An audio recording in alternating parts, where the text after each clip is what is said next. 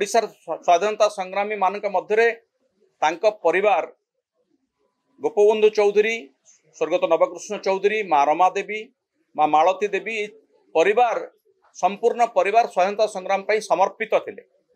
एभली कौन परिवार ओडिशा रे नाही जी कि स्वाधीनता संग्राम रे एते बलिदान निजर एते स्वार्थ त्याग करिसेंते एवं आजीवन गांधीजी आदर्श रे सर्वोदय आंदोलन रे भाग नहीं स्वाधीनता संग्राम को आगक नहीं आम समस्त प्रेरणा उत्स पलटि। किंतु दुर्भाग्यर विषय है, दुखर विषय है, ये सरकार तांकर 125तम जयंती उत्सव को तार वर्ष पूर्ति करने निजे मान्यवर मुख्यमंत्री जनवरी मासरे स्वाधीनता संग्रामी पड़िया उत्सव रे गोटे हरेकृष्ण महताब तिरोधान उत्सव से घोषणा करते से कही माँ रमादेवी 125तम जो जयंती ताहा वर्षव्यापी पालन करा जिवो।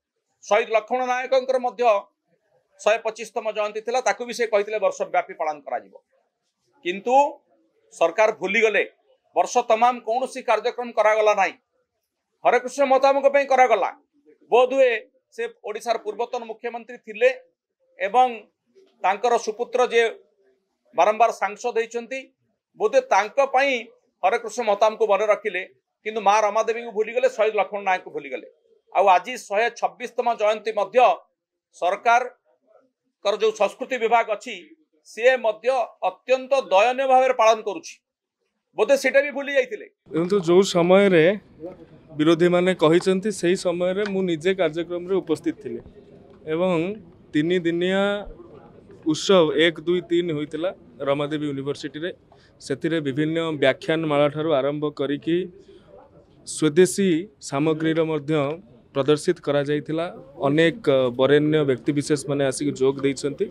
आज तार समापन उत्सव थिला एवं विरोधीर काम तो विरोध करिबा एवं दुखर कथा बरपुत्र माननकु ए संपर्क रे टाणीबा एवं जो कथा कहिसंती जे कांग्रेस रो बोली महात्मा गांधी तो कांग्रेस यदि